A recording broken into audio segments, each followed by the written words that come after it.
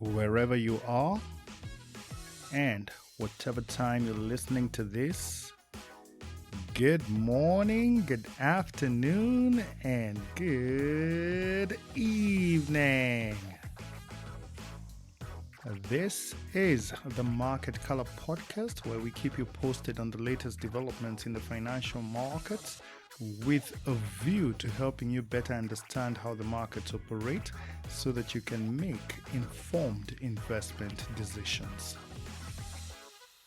And we do that by first giving you a broad overview of the global markets so as to give you a big picture perspective of the global economy. This is then followed by the Kenyan segment, where we review the performance of the domestic markets with a view to covering all the major asset classes. And finally, we wrap up the podcast by addressing the topical issue for that week so as to bring you up to speed with the latest financial headlines. Ladies and gentlemen, this here is episode number 186, and in this episode we're reviewing the performance of the financial markets during the 46th week of 2025, and that is from Monday the 10th to Friday the 14th of November. And without further ado, this is your host Jamhuri, and together let's dive right in.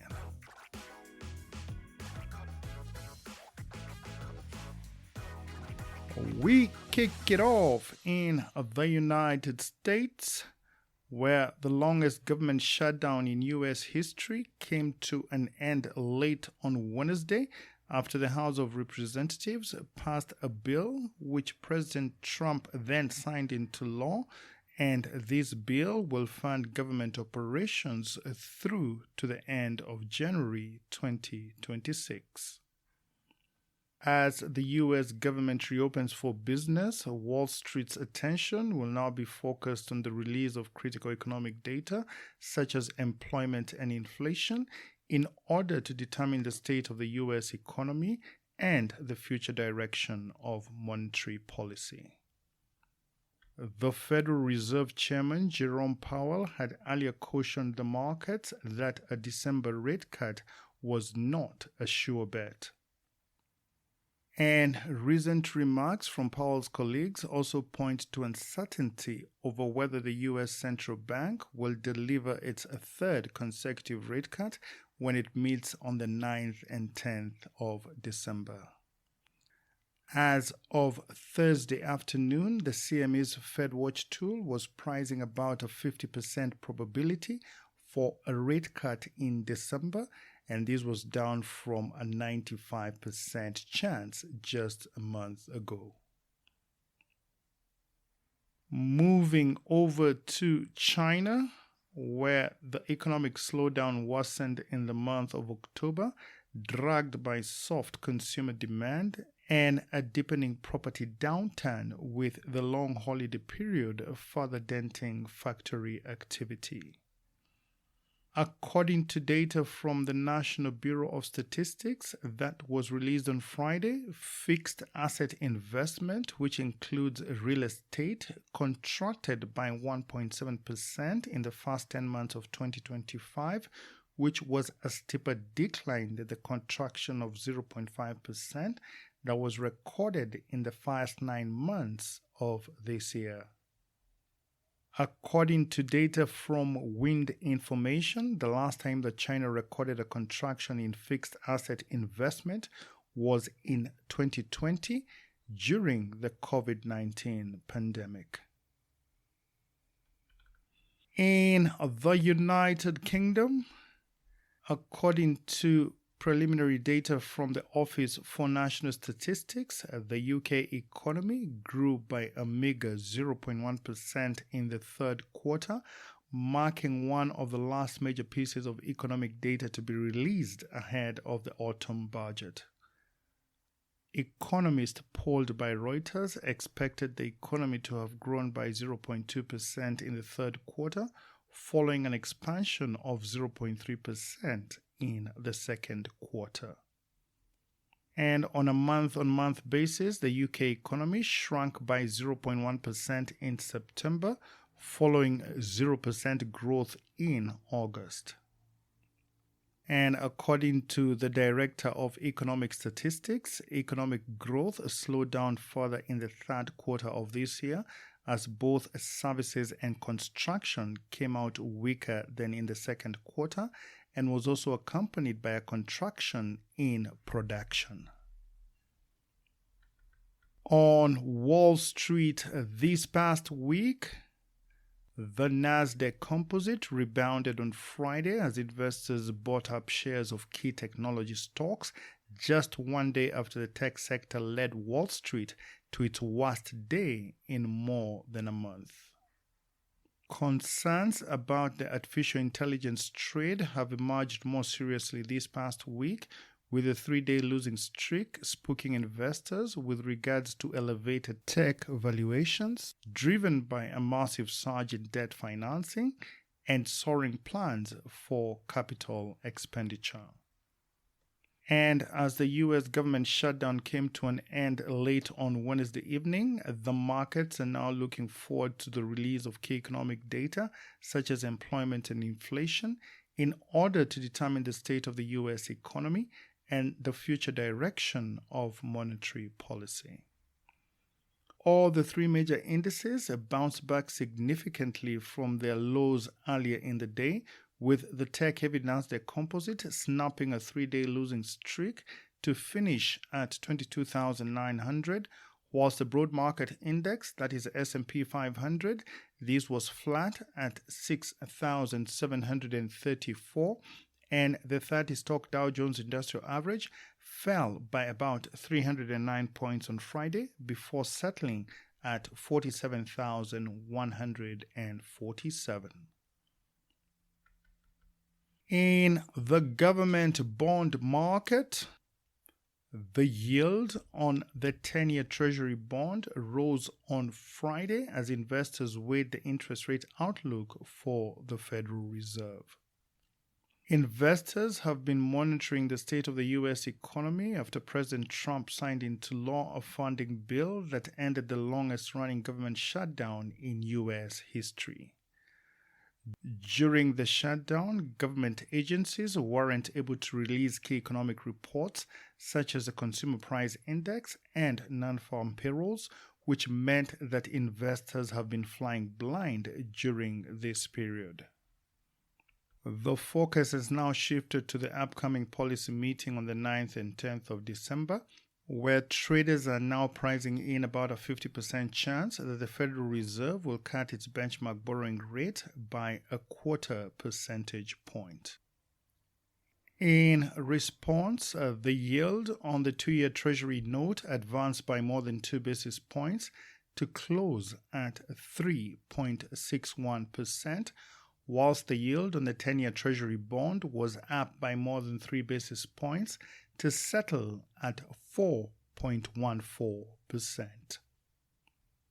For your information, 1 basis point is equal to 0.01%, and bond yields and prices move in opposite directions, which means that as interest rates rise, bond prices fall, and vice versa. In the crude oil market, the price of crude rose by more than 2% on Friday, boosted by supply fears after the Black Sea port of Novorossiysk halted oil exports following a Ukrainian drone attack. Friday's attack damaged a ship and an oil depot in the port, as investors were also tracking the impact of Western sanctions on Russian oil supplies. Oil prices are a crucial economic indicator reflecting on global economic demand and signaling future economic health. For example, rising prices often signal higher inflation, slower growth, and increased production cost for businesses, whilst falling prices can suggest weak demand or a looming slowdown, which could impact everything from consumer spending to central banks' monetary policy. Both benchmarks were relatively stable during the past week, with the price of the global benchmark Brent crude heading for a weekly gain of around 0.7% before coming to a close at $64.39 per barrel. Meanwhile, the price of the U.S. benchmark, that is West Texas Intermediate crude, this recorded a modest gain of just 0.15% before settling at $60.09 per barrel. In the precious metals market, the price of gold dropped by more than 3% on Friday on the back of a broader market sell-off that was sparked by hawkish remarks from Federal Reserve officials, further dimming any hopes for a December rate cut. The longest government shutdown in U.S. history ended late on Wednesday, but in the process created a major data gap, which has left the Federal Reserve flying blind ahead of next month's policy meeting. Investors had hoped that fresh data would show a slowing U.S. economy, giving the Fed room to cut interest rates in December, and in turn boosting the appeal for the non-yielding asset that is gold.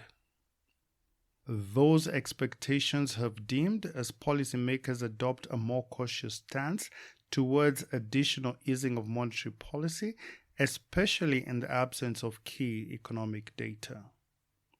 According to the CME's FedWatch tool, the markets are now pricing in about a 50% chance for a 25 basis point rate cut in December.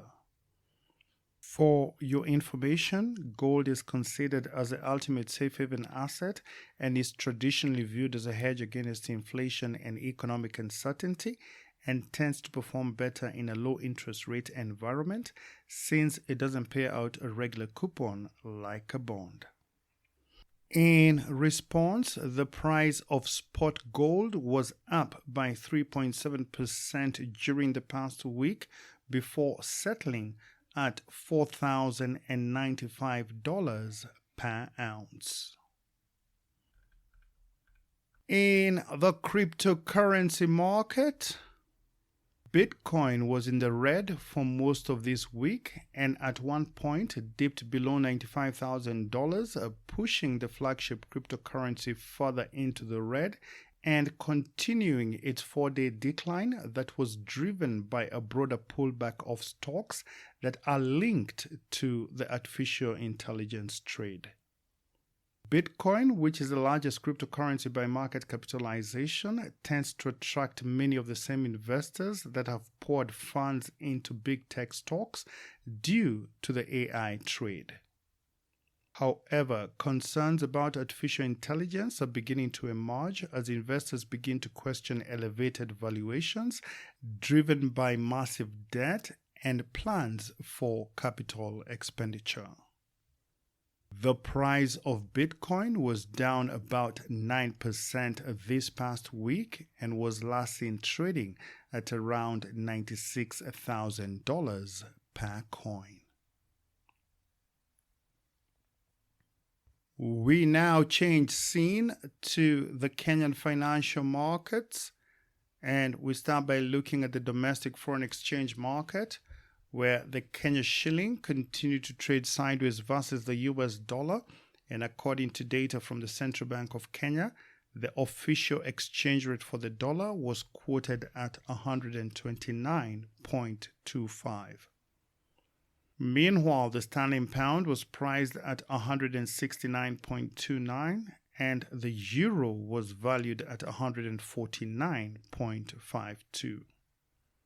And on the regional front, one Kenyan shilling was changing hands for 28.05 Ugandan shillings and 18.88 Tanzanian shillings, and to the Rwandese franc, it was posted at 11.25.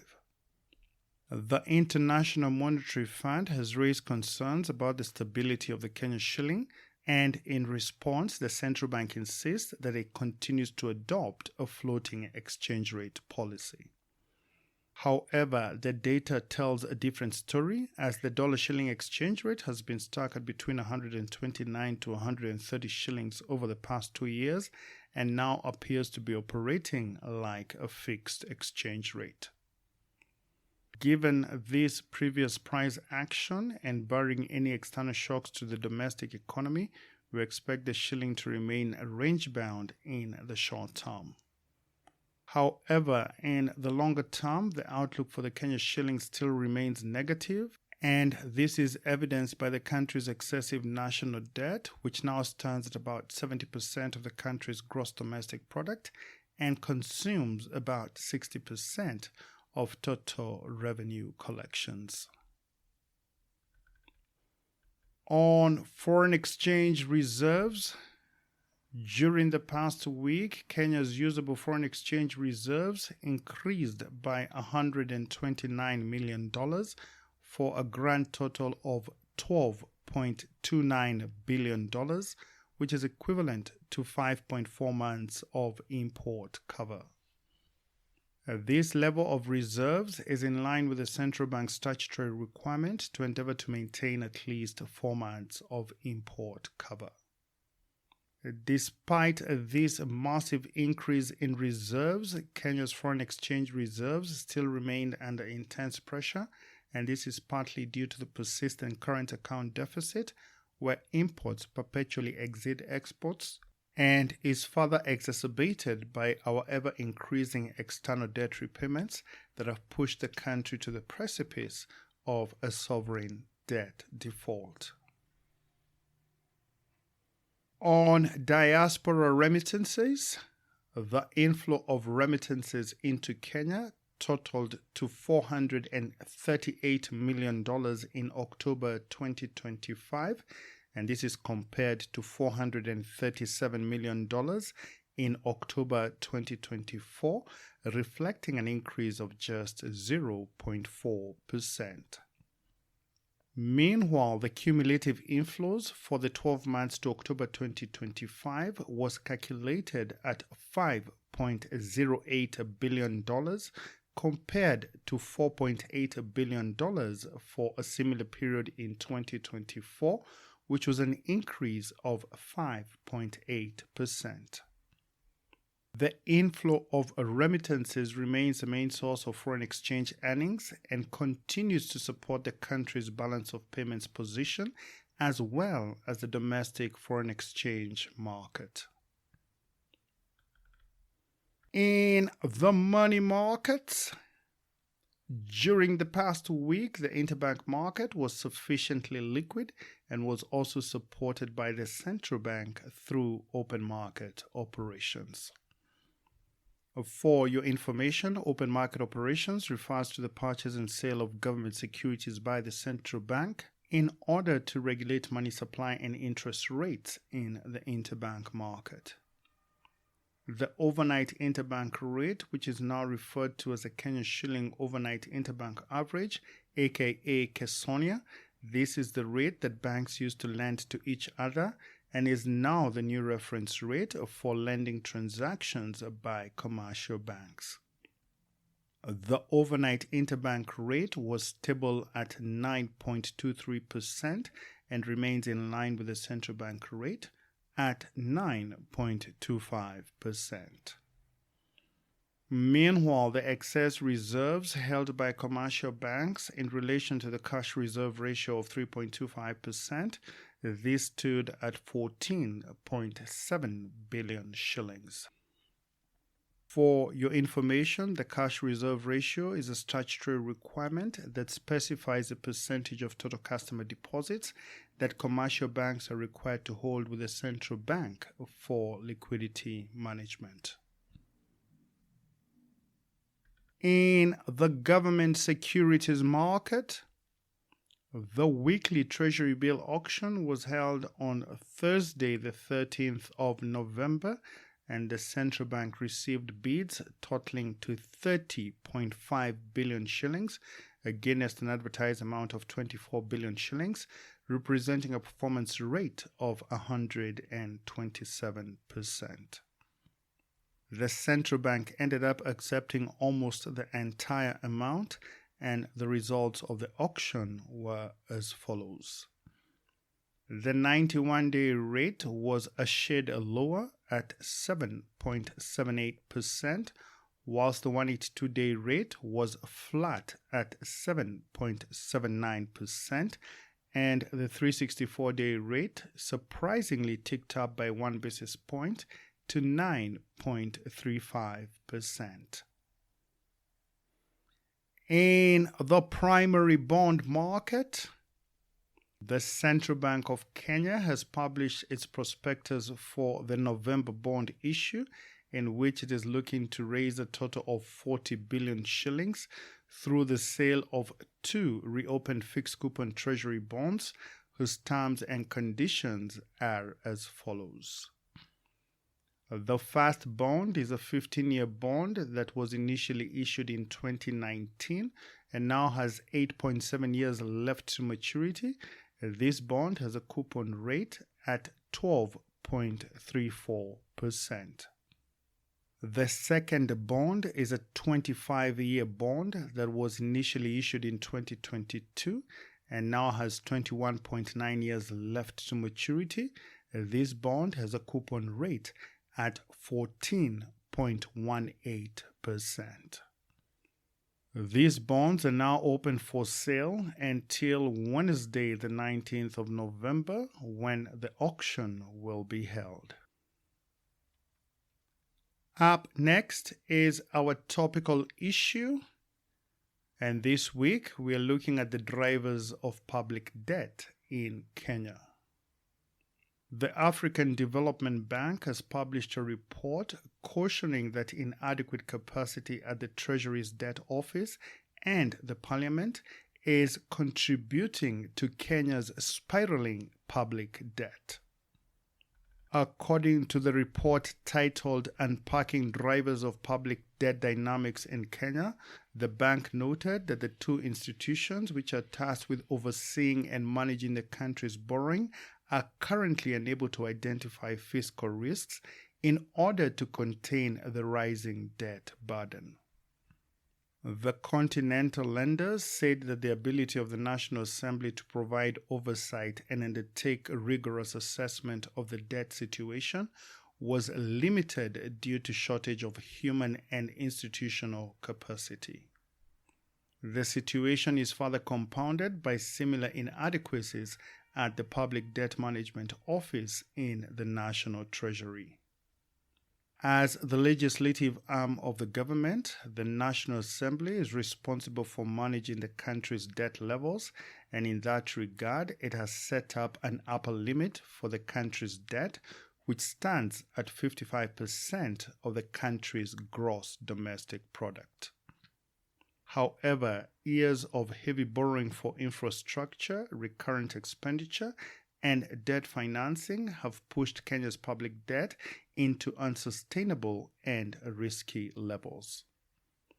The latest data indicates that Kenya's public debt is estimated to be about 65% of the country's gross domestic product, which is well above the set limit of 55% of GDP. The National Assembly is also mandated to oversee fiscal planning and spending, both directly and through departmental and audit committees that are supported by technical experts. To strengthen this oversight, Parliament established the Parliamentary Budget Office in 2007 in order to help members of Parliament to scrutinize and monitor the national budget and its implementation. A recent debt sustainability analysis described Kenya's debt as manageable, but also highlighted a high risk of debt distress. In my view, if Kenya continues to accumulate debt at this rate and does not purpose to reduce its debt to GDP ratio, then it's only a matter of time before the country defaults on its external debt.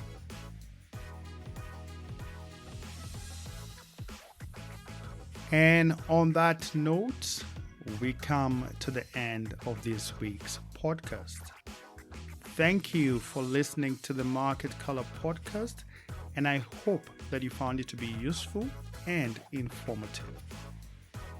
And if that is the case, please share this podcast with your family and friends and help to keep them informed of the latest developments in the financial markets so that they can also make informed investment decisions.